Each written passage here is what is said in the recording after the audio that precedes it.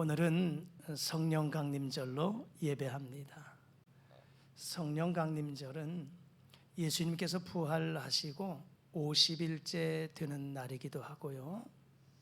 예수님 부활하셔서 40일을 계시다가 승천하셨습니다.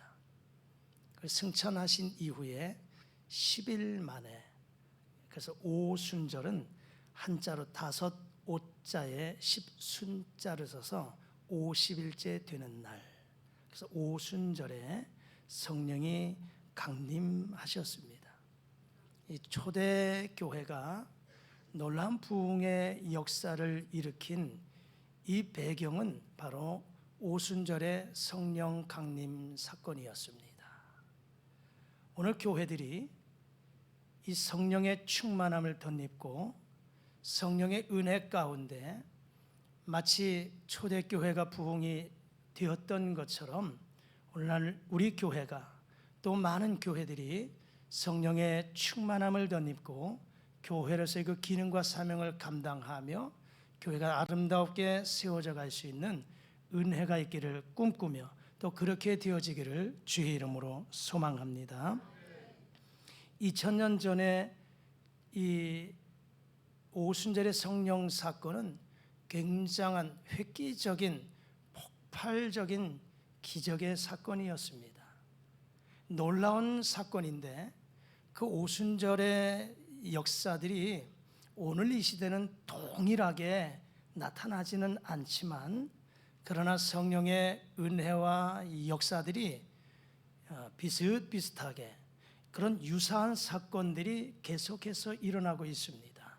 그래서 지금도 그런 성령의 역사들을 통해서 교회가 부흥되어지고 발전할 뿐만 아니라 개개인 심령들이 성령의 충만함을 받고 은혜를 덧입고 믿음이 아름답게 세워져 가는 줄 믿습니다. 오늘 성령 강림절에 함께 봉독한 이 사도행전 2장 1절에서 4절까지 말씀을 중심해서 오순절 사건, 이 성령 강림이 오순절에 나타났는데 임하였는데 특별히 그 당시 오순절에 성령이 강림할 때 어떠한 역사들이 나타났는가, 어떠한 모습이 일어났는가를 생각해 보면서 오늘 이 시대 저와 여러분들에게도 또 이 교회가 그러한 놀라운 역사를 기대하면서 우리 모두가 성령의 충만함을 덧입고 은혜 가운데 살아가실 수 있기를 다시 한번 주의 이름으로 축복합니다. 먼저는 오순절 성령 사건에 어떤 일들이 일어났는가? 성령의 충만함이 있었습니다. 성령의 충만함. 예수께서는 제자들과 사역을 3년 동안 하시면서 이제 그 모든 공생애를 마치는 마무리 그 시점에 예수님이 제자들에게 말씀하십니다. 요한복음 14장에 보면 내가 이제 아버지께로 갈 때가 다 되었다. 이게 죽음을 예고하시는 거예요. 내가 아버지께로 가지만 그러나 가면 다른 보혜사를 하나님께서 너희들에게 보내어 주실 것이다. 이렇게 보혜사, 파라클레토스라고 하는 보혜사 성령을 약속하셨어요. 그리고 예수님이 죽으시고 부활하시고 승천하시면서도 사도행전 1장에 보면 너희가 예루살렘을 떠나지 말아라. 내게 들은 바 아버지의 약속하신 것을 기다려라. 그 내게 들은 바 아버지의 약속은 곧 성령을 말씀합니다. 그 성령을 기다려라. 그러면 너희가 몇 날이 못 되어 성령을 선물로 받을 것이다 라고 하시면서 우리 주님이 승천하십니다. 우리 주님 승천하세요. 자, 그 주님의 부탁의 말씀을 들은 사람들이 120명의 무리들이 마가 요한의 다락방에 모였어요. 고린도전서 15장에 보면 예수님이 승천하실 때의 그 승천의 광경을 목도한 사람들은 500여 무리들이었다 했습니다. 500여 명의 무리들이 예수님의 승천의 모습을 보았어요. 그리고 우리 주님의 부탁의 말씀을 들었습니다. 그런데 마가 요한의 다락방에 모인 무리들은 120명이었어요. 열흘 동안을 이들이 모여서 사모하고 기도합니다. 무엇을 위해서? 우리 주님이 약속하셨던 성령을 받기 위해서 간절하게 기도합니다. 그럴 때 오순절이 임하였을 때, 이 오순절 날에 성령이 임하시는데 각 사람 머리 위에 성령이 임하십니다. 모든 사람들에게 호련히 하늘로부터 급하고 강한 바람 같은 소리가 있어서 온 집에 가득합니다. 불의 혀같이 갈라지는 것들이 보여서 각 사람 위에 임합니다. 그리고 그 모든 무리들이 성령의 충만함을 입게 됩니다. 놀라운 사실은 이제까지 경험해 보지 못했던 들을 그들이 목도합니다. 그들이 경험합니다. 그들의 입에서 이상한 말들이 나옵니다. 이것을 우리는 방언이라고 이야기합니다. 각 사람 머리 위에 성령이 충만히 임하니 그들에게 방언의 역사들이 나타나요. 그리고 다른 방언으로 말하기를 시작했다, 이렇게 말합니다. 사도행전 2장 8절 이하 12절에 가서 보면 방언으로 말하는 사람들이 모두가 다 갈릴리 사람이었어요. 모두가 다 갈릴리 사람인데, 그런데 희한한 것은 거기 모인 무리들 가운데 메소포타미아, 본도와 아시아, 애굽과 리비아, 로마에서부터 온 많은 사람들, 이 많은 사람들, 각국의 다양한 사람들이 모였는데 자기네들의 언어로 들려지는 것입니다. 할렐루야. 성령의 역사였습니다. 방언은 모두가 다 갈릴리 사람들이 하고 있는데 듣는 사람들은, 로마 사람은 자기네들의 말로 그것이 통역이 되어서 들려지는 것입니다. 모두가 다 이상히 여깁니다. 모두가 다 놀랍니다. 당황합니다. 이런 일이 어찌 된 일이냐, 이렇게 놀라움의 역사를 경험하게 됩니다. 오순절 하면 우리는 방언을 연상하기 쉽지만, 그러나 주 목적은 성령 충만이 오순절의 핵심인 줄 믿습니다. 성령 충만이에요. 성령 충만하니 이와 같은 역사들이 나타나더라 하는 것입니다. 그러면 오늘 우리에게도 성령의 충만함을 덧입어야 되는데, 성령 충만을 입게 되면 어떠한 현상이 나타나냐라고 하는 거지요. 성령 충만을 받게 되면 성령의 은사를 받게 된다는 사실입니다. 할렐루야. 성령의 은사예요. 성령의 은사하면 대부분 방언이나 통역이나 병든 자를 고치는 신유의 은사, 이런 것들을 대표적으로 이런 것들만 생각하는 줄 알지만 성령의 은사는 다양합니다.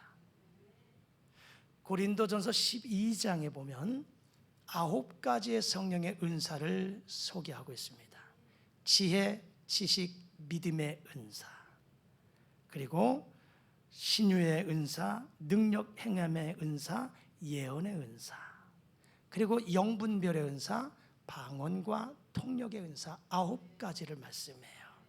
그러니까 여러분, 내가 성령 충만을 받게 되면 성령의 은사가 나타나는데, 꼭 방언을 못 받았다고 해서 성령의 은사를 나는 못 받았다, 이렇게 치부하시면 안 돼요. 나는 성령의 은사를, 방언의 은사와 통역의 은사와 신유의 은사를 받았어요. 그런데 다른 사람에겐 그것이 임하지 않았다고 해서 무시하면 절대로 안 됩니다. 왜냐하면 내게는 방언의 은사가 없어도 내게는 믿음의 은사를 하나님이 주신 경우가 있어요. 내게는 지혜와 지식의 은사를 주신 그 경우도 있어요. 다양하게 그 사람의 신앙과 믿음과 상황에 따라서 주시는 분은 하나님이십니다. 우리가 구하기는 구하지만 주시는 분은 하나님이신 줄 믿습니다. 그래서 내가 성령의 충만을 받은 것을 무엇으로 나타내 보이느냐? 내게 나타난 은사를 확인하는 거예요. 은사를. 그래서 지혜, 지식, 믿음, 신유, 능력, 행함, 예언, 방언, 통역, 그리고 영분별, 이런 은사들을 생각해 보면서 이러한 은사들이 내게 있다면 그것이 바로 내가 성령의 충만함을 받았다라고 인정하시고 감사하시면 됩니다. 그런데 고린도전서 12장을 마무리하면서 성경은 우리에게 이렇게 말씀합니다. 너희는 더욱더 큰 은사를 사모하라, 이렇게 말씀하세요. 그러면서 고린도전서 13장은 사랑의 장을 이야기하고 있습니다. 여러분, 성령의 은사를 주신 목적이 있어요. 우리에게 성령의 은사를 주신 목적은 우리를 유익하게 하기 위함이고요, 성령의 은사를 주신 것은 그 성령의 은사를 통해서 하나님께는 영광을 올려드리고 교회에 덕을 끼치기 위해서 성령의 은사를 주신 줄 믿습니다. 이 성령의 은사를 내가 받았다고 해서 내 영광, 내 마음대로, 내 욕심대로 사용하면 안 됩니다. 그리고 이 성령의 은사를 받은 것을 가지고 교만에 빠져서 남들을 정죄하듯 이런 도구로 사용하시면 차라리 안 받은 것이 더 낫습니다. 왜냐하면 우리에게 은사를 주신 것은 유익하게 하기 위함이에요. 그것을 통해서 하나님 앞에 영광을 돌리기 위함입니다. 그것을 통해서 교회에 덕을 끼치기 위해서 주신 거예요. 여러분들이 성령 충만받고 은사를 받아서 하나님이 주신 목적을 이루어드릴 수 있기를, 그래서 하나님께 영광을 돌리고 서로에게 유익을 끼치고 교회에 덕을 끼칠 수 있기를 주의 이름으로 축복합니다. 두 번째, 성령 충만을 받게 되면 어떠한 현상이 나타나느냐? 열매를 맺게 됩니다. 열매. 첫 번째는 은사가 나타나고 두 번째는 열매가 나타납니다. 열매를 맺게 되는데 그 성령의 열매는 갈라디아서 5장 22절에서 23절입니다. 우리 자막과 함께 읽어보실까요? 시작. 오직 성령의 열매는 사랑과 희락과 화평과 오래 참음과 자비와 양선과 충성과 온유와 절제니 이 같은 것을 금지할 법이 없느니라. 아멘. 그렇습니다. 우리가 성령 충만 받게 되면 나의 삶 속에 열매가 나타나요. 열매를 맺게 됩니다. 사랑, 희락, 화평, 오래 참음, 자비, 양선, 충성, 온유, 절제. 절제하지 못했던 사람들이요, 절제의 열매들이 나타나요. 왜요? 성령 받으니까. 성령 충만히 받으니까 절제하지 못하던 사람이 절제하게 돼요. 성령 충만 받으니까요, 사랑하지 못했던 사람이 사랑의 열매를 맺어갑니다. 늘 인간관계 속에서 저주하고 또 미워하고 싸우고 분쟁이 일어나던 사람이 용서의 마음이 생겨요. 사랑의 마음이 생겨요. 왜요? 내 안에 성령이 임하시니까 성령이 역사하시는 거예요. 그래서 미움의 감정이 사랑의 마음으로 바뀌어지는 거예요. 여러분의 삶 속에 이런 열매들이 맺어가는 것, 성령 충만 받은 줄 믿으시기를 축복합니다. 또 우리는 이런 열매를 맺기 위해서 성령 충만을 기도해야 돼요. 성령 충만 받아 삶 속에 오래 참음의 열매, 사랑의 열매, 절제의 열매, 희락의 화평의 열매, 이런 열매들을 주렁주렁 맺어 나가야 되는 줄 믿습니다. 세 번째는요, 우리가 성령 충만 받게 되면 어떠한 현상이 나타나느냐? 권능을 받게 돼요. 그래서 능력 있는 증인의 삶을 살아가게 됩니다. 사도행전 1장 8절의 말씀 자막과 함께 우리 다 같이 읽겠습니다. 시작. 오직 성령이 너희에게 임하시면 너희가 권능을 받고 예루살렘과 온 유대와 사마리아와 땅 끝까지 이르러 내 증인이 되리라 하시니라. 아멘. 거기 보십시오. 내 증인이 되어야 되는데, 주님의 증인 되는데 먼저 선행 조건은 성령이 임하셔야 됩니다. 성령이 임하시면 권능을 받게 됩니다. 듀나미스, 다이나마이트와 같은 폭발력 있는 능력을 공급받게 되는 거예요. 그럴 때 나가서 주의 복음을 담대하게 전할 수 있는 증인의 삶을 살아가게 되는 것입니다. 많은 이들이 전도의 열매를 맺기를 기대하지요. 소망하지요. 그리고는 기도하지요. 나도 저 사람처럼 전도의 열매를 주렁주렁 맺기를 원한다라고 기대하는데 그러기에 앞서서 우리가 먼저 성령 받고 권능 받아서 능력 있는 증인의 삶을 살아가야 되는 줄 믿습니다. 전도자가 되기를 꿈꾼다면, 전도의 열매를 많이 맺기를 원한다면 먼저 하나님 앞에 기도하셔서 성령 충만 받으십시오. 그래서 권능 받아서 능력 있는 증인의 삶을 살아가시기를 주의 이름으로 축복합니다. 그렇습니다. 오순절의 사건은 성령이 임하니 모두에게 성령의 충만함을 덧입게 되었다 하는 것입니다. 오늘 이 시대에도 오순절의 사건과 같이 이 교회에 여러분의 심령 속에 성령의 충만함이 임하여서 은사들이, 각양 좋은 은사들이 나타나고 삶 속에 열매를 맺어가시고 능력받아 권능 있는, 능력 있는 증인의 삶을 살아가시기를 축복합니다. 두 번째, 오순절의 사건이 어떠한 상황이, 어떠한 현상이 일어났느냐? 제자들이 변화가 나타났습니다. 변화가 나타났어요. 예수님의 제자들 한번 보십시오. 예수님이 십자가에 못 박히자 그들은 뿔뿔이 다 흩어져 갑니다. 다 도망갑니다. 그리고는 혹시나 나도 예수님처럼 붙잡혀서 죽을까 두려워서 숨어 지냅니다. 비겁해졌어요. 뿔뿔이 흩어졌어요. 비겁해졌습니다. 그리고는 때로는 이들이 자기의 생업을 찾아서 떠납니다. 예수님을 만나서 3년 동안 제자의 길을 걸어갔던 그들이 예수님 돌아가시니까 이제는 희망이 없어. 이제는 옛 모습, 내 직업을 따라 가야지. 그래서 고기 잡는 어부의 직업은 그 고기 잡으러 또 가는 거예요. 뿔뿔이 흩어져 자기 생업으로 뿔뿔이 흩어졌던 제자들입니다.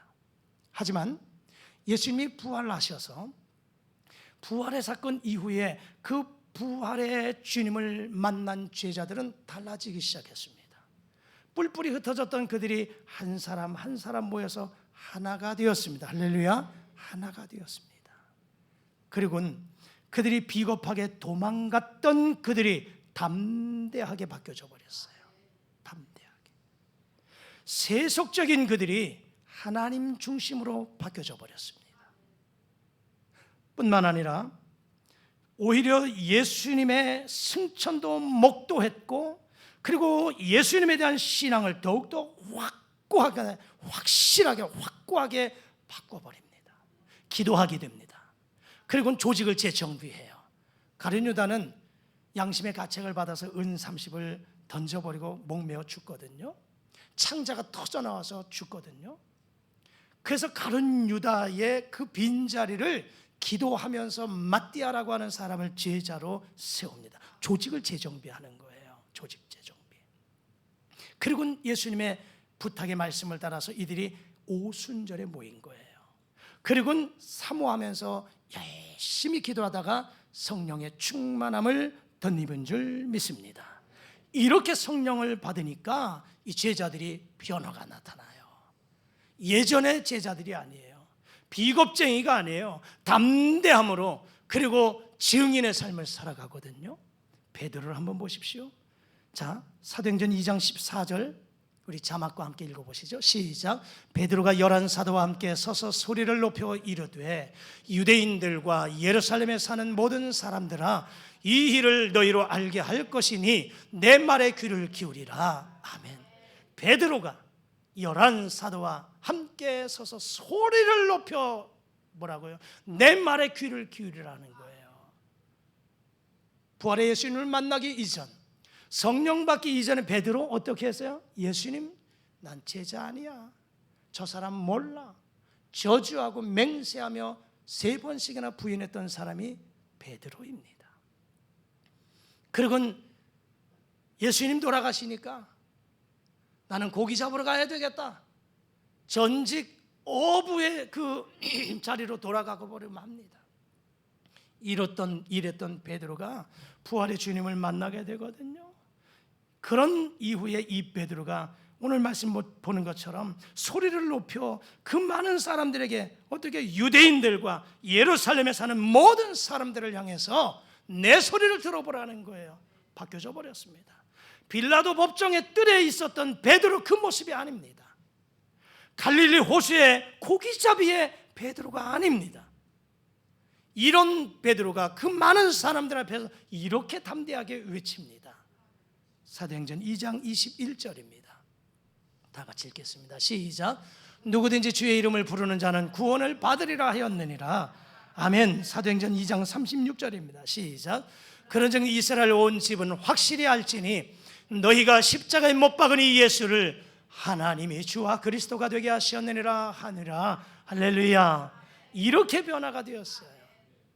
비겁장이 베드로가, 예수 이름을 모른다고 부인했던 베드로가 성령 받으니 담대하게 복음을 전합니다. 뿐만 아니라 그들을 향해서 너희들이 예수를 십자가에 못 박았다는 거예요. 너희들이 예수를 십자가에 못 박았다. 죽음을 각오하고 순교를 각오하고 담대하게 복음을 전하는 베드로의 모습입니다. 그렇습니다. 성령 충만 받으니 이렇게 변화가 나타나는 것입니다. 오늘 저와 여러분들에게도 이 성령 강림절에 성령의 충만함을 덧입고 변화의 역사들이 일어날 수 있기를 주의 이름으로 축복합니다. 세 번째, 오순절의 사건은 교회가 탄생되었습니다. 교회가 탄생되었어요. 이 베드로의 설교들은 많은 사람들은 마음에 찔림을 받게 됩니다. 그래서 베드로와 그 11 사도들을 향해서 우리가 어찌할꼬, 형제여 그러면 우리가 어찌할 거라고 묻습니다. 성경 보실까요? 사도행전 2장 37절입니다. 시작. 그들이 이 말을 듣고 마음에 찔려 베드로와 다른 사도들에게 물어 이르되 형제들아 우리가 어찌할꼬 하거늘. 그렇습니다. 성령의 역사인 줄 믿습니다. 아마 예수님의 부활 사건 이전이었다면, 이들이 성령 받기 이전이었다면 담대하게 증거할 수도 없었을 뿐만 아니라, 만약에 베드로가 이렇게 증거했다면 유대인들이, 종교 지도자들이 돌을 들어서 베드로를 향해서 던지고 죽이고 아마 핍박하지 않았을까 싶습니다. 하지만 베드로와 사도들이 성령 충만 받으니 하나님께서 강력하게 역사하셔서 그의 입술을 주장하시고 그가 말씀을 담대하게 전하지만 그 모든 모인 무리들의 마음까지도 하나님이 주장하셔서 찔림을 받게 되는 거예요. 그렇다면 우리가 어찌할꼬? 형제 우리가 어찌해야 되겠느냐? 이 말이 무엇입니까? 베드로가 조금 전에 설교했잖아요. 여러분들이, 너희들이 나사렛 예수를 십자가에 못 박은 장본인이다. 그 말씀에 이 모인 무리들이 양심의 가책을 받아요. 그래서 어찌할꼬 통회합니다. 그러면 어떻게 해야 되겠느냐? 베드로가 거기서 복음을 전하는 거예요. 회개하고 각각 성령의 충만함을 덧입으라. 이렇게 말씀을 전할 때 사도행전 2장 41절에 이런 역사들이 나타납니다. 자막과 함께 읽으시겠습니다. 시작. 그 말을 받은 사람들은 세례를 받으며 이날의 신도의 수가 3,000이나 더하더라. 아멘. 할렐루야. 교회가 탄생된 것입니다. 거기 모인 무리들이 베드로의 입을 통해서 주시는 성령의 말씀, 하나님의 말씀에 이들 모두가 찔림을 받고 어찌할꼬 할 때 회개하고 예수 그리스도를 믿음으로 성령의 충만함을 받으라 할 때 그 말을 들은 사람들이 세례를 받고 이날에 모인 무리가 3,000이나 더하였다. 이렇게 말씀합니다. 뿐만 아니라 사도행전 2장 42절에서 47절까지 가서 보면 그들이 사도의 가르침을 받습니다. 서로 교제합니다. 떡을 떼며 기도하기를 전혀 힘쓰니 기사와 표적이 나타났습니다. 믿는 사람이 다 함께 있었다고 말씀합니다. 모든 물건을 서로 동용했다고 말씀합니다. 그리고 재산과 소유를 팔아서 각 사람의 필요를 따라 나눠주었다고 했습니다. 뿐만 아니라 성전에 모이기를 힘썼고요. 그들 모두가 사람들에게 칭찬받는 무리들이 되었어요. 주께서 구원받는 무리를 날마다 더하게 하셨다고 말씀하십니다. 이것이 바로 시점이 되어서 초대교회가 세워진 줄 믿습니다. 초대 예루살렘의 교회가 이렇게 해서 교회가 탄생되었습니다. 성령 충만받은 무리들이 그들이 그곳에 모여서 하나님을 찬양하고 경배하면서 예배가 진행되고 그들이 날마다 모이게 힘쓰면서 교회가 세워진 줄 믿습니다. 그렇습니다. 교회는 성령의 충만함을 입고 성령의 역사를 통해서 교회가 세워진 줄 믿습니다. 오늘 오성능력교회뿐만 아니라 전 세계에 주의 이름으로 세우신 교회들마다 성령의 역사로 교회가 세워진 줄 믿습니다. 교회는 바로 성령을 통해서 교회가 탄생되었고요, 교회가 성장하게 되고요, 뿐만 아니라 교회의 주인 되신 분이 성령 하나님이십니다. 그 성령을 통해서 오늘 교회가 든든히 서가게 되는 줄 믿습니다. 오늘 이 오성능력교회도 성령께서 역사하셔서 성령의 은혜를 통해서 교회가 이곳에 세워진 줄 믿습니다.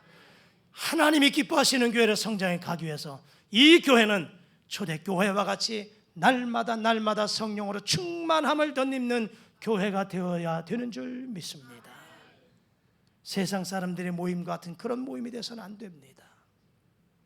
이곳이 하나님 앞에 예배하는 곳, 하나님 앞에 성도들이 모여 기도하는 곳, 그래서 하나님을 찬양하며 경배하며 기도할 때 각 사람에게 성령이 임하듯 우리 모두에게 성령 충만함을 덧입어서 하나님이 기뻐하시는 거룩하고 아름다운 교회가 세워져 갈 수 있기를 주의 이름으로 축복합니다. 그렇다면 성령 충만의 결과가 이것인데, 오늘 이 시대 우리도 그럼 성령을 받아야 되잖아요. 성령을 충만히 받아야 되지 않습니까? 성령 충만 받기 위해서는 어떻게 해야 되느냐, 두 가지입니다. 그것은 먼저 성령을 사모하셔야 됩니다. 그리고 성령을 위하여서 기도해야 성령이 충만하게 임하는 줄 믿습니다. 성령 충만을 간절히 바라십시오. 나도 성령 받아야 되겠다, 나도 성령의 충만함을 덧입어야 되겠다, 나도 은사를 받고 열매를 맺어야 되겠다, 능력받아 주의 일을 감당해 가야 되겠다고 사모하십시오. 사모하십시오. 그리고 위해서 기도하시기를 축복합니다. 성경 한번 보실까요? 시편 107편 9절의 말씀입니다. 다 같이 시작. 그가 사모하는 영혼에게 만족을 주시며 줄인 영혼에게 좋은 것으로 채워주심이로다. 아멘. 한 곳 더 보실까요? 누가복음 11장 13절 시작. 너희가 악할지라도 좋은 것을 자식에게 줄 줄 알거든 하물며 너희 하늘 아버지께서 구하는 자에게 않겠느냐 하시니라. 아멘. 그렇습니다. 성령은 사모하는 자에게 주시는 줄 믿습니다. 그냥 가만히 있는 사람에게 주시는 하나님은 아니십니다. 사모해야, 사모하고 기도해야 그들에게 성령 주시는 줄 믿습니다. 여러분, 기도로 나가실 수 있기를 축복합니다. 여러분이 기도하셔서 성령 받고 교회가 더 든든히 서갈 수 있기를 축복합니다. 교회 성장의 비결은 여기에 있습니다. 이것밖에 없습니다. 모인 무리들이 성령 충만 받고 그들이 모여서 기도하고 전하는 그 가운데 교회가 든든히 서가는 줄 믿습니다. 저는 이렇게 생각을 해요. 저는 우리 기도하는 성도들에게 얼마나 고마움을 느끼는지 몰라요. 여러분 모두가 다 제가 볼 때는 참 소중한 존재들이에요. 여러 성도들이 참 사랑스럽고 보배롭고 존귀한 분들입니다.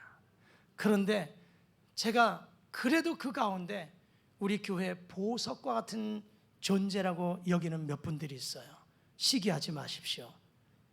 나도 그런 사람인데 왜 나는 안 불러줘? 그렇게 생각할지 모르겠지만 1년이 넘도록 매일 저녁마다 저녁 8시만 되면 성전에 불을 밝히고 밤 10시 반, 제가 10시 반 조금 돼서 막 전후돼서 오면 집에 안 가. 11시가 다 돼서도 기도하고 계시는 분들이 계세요. 저는 걱정이 돼요. 저 양반들 하루 종일 일터에서 일하고 피곤한데 그 육신의 피곤함을 이끌고 교회 와서 그 성전에서 2층 주일학교실에서 기도하거든요. 그 바닥에 엎드려서 눈물로. 누구를 위해서 기도하겠어요? 목사 위해서 기도하겠지. 이 부족한 목사를 위해서 생각하니까 눈물밖에 나지 않아서 목사를 위해서 눈물로 기도하는 여러분의 기도를 제가 들으면서 사무실 들어가요. 그래서 저는 그렇게 생각해요. 우리 교회가 이제 4주년 정도밖에 안 됐지만 그나마 그래도 코로나 기간을 지나고 그래도 성도들이 한 50명이 이렇게 모여 예배하는 것이 저 사람들의 기도덕이다. 제가 그들의 마음을 그들을 얼마나 감사한 마음을 제가 표현 잘 안 하잖아요.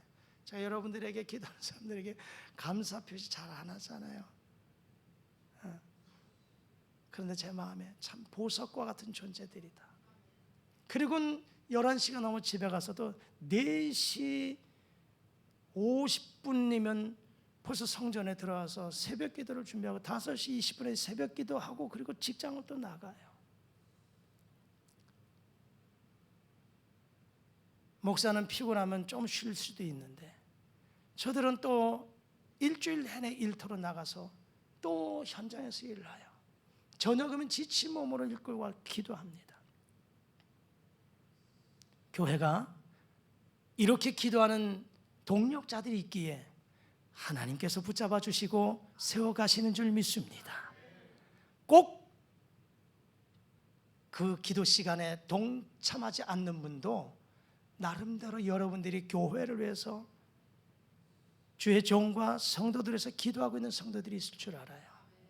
가정에서도 또 평상시 평일날 무시로 교회 와서 기도하시는 분들이 있을 줄 알아요. 그런 기도의 동력자들이 있기 때문에 교회가 서가는 줄 믿습니다. 여러분 기도하셔서 성령 충만함을 덧입기를 축복합니다. 자식이 부모에게 떡을 달라는데 돌을 줄 부모가 없습니다. 그리고 자식이 부모에게 기도하면 원하면 구하면 좋은 것 주시는 것 주는 것처럼 하늘 아버지께서 사랑하는 자녀들이 구하는 것 좋은 것 주시지 않겠느냐, 성령을 주시지 않겠느냐 말씀하신 거예요.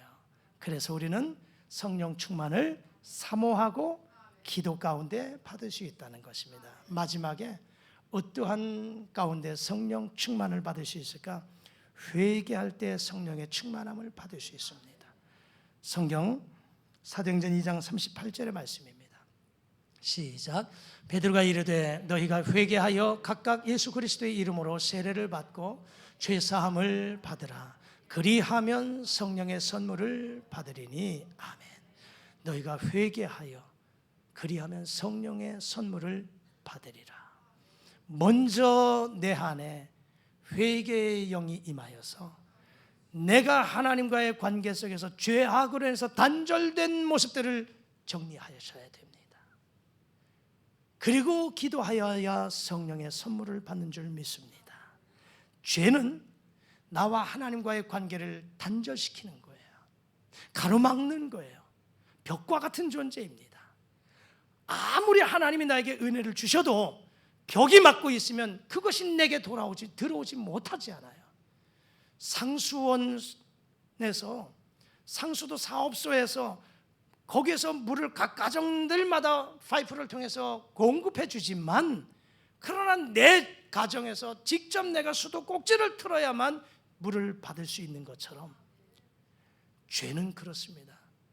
하나님이 나에게 아무리 성령을 주시고자 해도 하나님이 나에게 많은 축복을 주시고자 해도 내가 하나님 앞에 죄악이 있어서 그 죄악이 가로막혀 있으면 담이 되면 장애물이 되면 축복은 들어오지 않습니다. 성령도 마찬가지입니다. 그러기에 베드로가 각각 예수의 이름으로 회개하라는 거예요. 그래야 성령을 선물로 받는다는 것입니다. 우리 안에 성령의 역사는요, 깨닫게 해주시고 생각나게 하시고 가르쳐 주시는 영이에요. 이 파라클레토스 보혜사 성령이 오늘 내 안에 임하여서 나를 생각나게 하고, 무엇을 생각나게 할까? 죄 지은 것을 생각나게 하는 거예요. 나는 잊어버리고 말았어요. 벌써 1년 전, 2년 전, 10년 전에 이것 까마득하게 잊어버렸는데 기도하다 보니 성령을 통해서 생각나게 하세요. 깨닫게 하십니다. 가르쳐 주십니다. 무엇하라고요? 회개하라고. 회개하라고. 정리하라고. 하나님과의 관계 회복시키라고.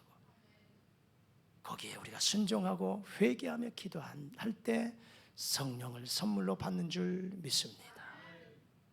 말씀을 정리합니다.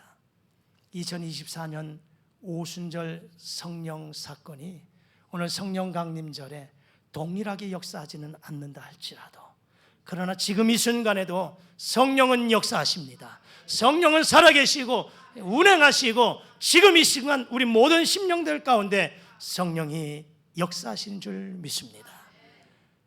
우리 모두가 성령 충만을 받으시기를 축복합니다. 성령 충만할 때 은사가 나타납니다. 열매를 맺게 됩니다. 능력 있는 증인이 됩니다. 성령 받으니 변화가 나타나요. 제자들이 변화가 됐던 것처럼 나도 성령 받으면 변화의 역사가 나타나는 줄 믿습니다. 성령 받고 교회가 탄생되어서 성장하게 됩니다. 우리 모두가 이런 성령을 기대하면서 사모하고 기도하십시오. 회개하고 기도하십시오. 그래서 성령 충만받아 힘있게 주의 사역을 감당하는 능력의 증인들, 전도자, 일꾼들 되시기를 주의 이름으로 축복합니다. 기도하시겠습니다. 하나님 아버지, 오늘 성령 강림절에 2000년 전에 오순절에 요한의 다락방에 성령이 임하였던 것처럼 오늘 우리 모두에게도 성령의 충만함을 덧입게 도와주옵소서. 그래서 은사가 나타나게 하시고 성령의 열매를 맺게 하시고 능력 있는 증인의 삶이 되게 도와주옵소서. 제자들이 변화됐던 것처럼 우리도 변화되어 복음을 전하는 사람들이 되게 도와주시기를 원합니다. 교회가 탄생되고 성령의 도우심으로 교회가 교회다운 모습으로 세워갈 수 있도록 은혜 베풀어 주시옵소서. 예수님의 이름으로 기도드리옵나이다. 아멘.